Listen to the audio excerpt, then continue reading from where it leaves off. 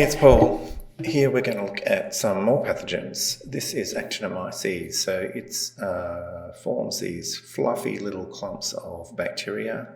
They can look a lot like collections of coccoid bacteria, so you must identify the radiating filaments that branch out from these groups. So you can see them there. They're very fine little filaments.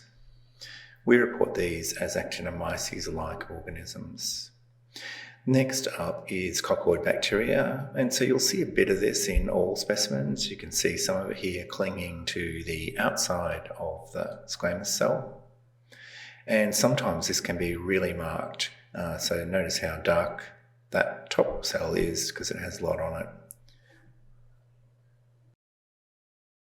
This is Candida, so a large group of cells. You can see the pseudohyphae radiating out from it.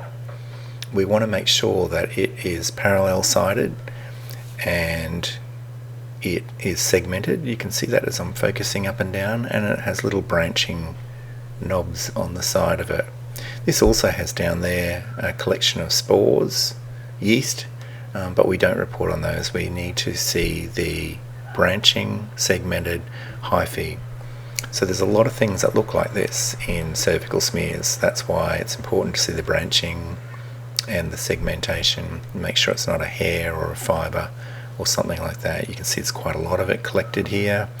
It often collects around cells, and this is a characteristic appearance here that you see, which looks like kebabs, some people think, where the individual hyphae sort of skewer the squamous cells and they look like they've all been run through by a pseudo-hyphae skewer. But if you follow it through, often you have to focus up and down a bit, you can see that it's branching and that it is segmented. And so that can be a bit of a clue to help find it. Finally, here's another quite clean looking specimen. It's got some little bodies in it, I'm pointing out. They're quite tiny, as you can see, compared to the squamous cells around the place. These are Trichomonas vaginalis. Little clusters of them. Sometimes these are quite inflammatory specimens and sometimes not.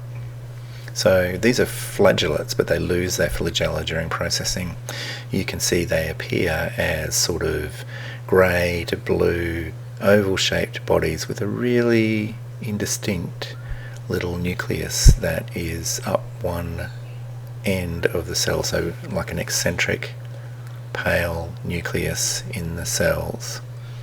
These ones are probably preserved a bit better. You can see the nucleus more clearly in them, arranged along the bottom of that superficial. See the little nuclei and maybe some granules in the cytoplasm.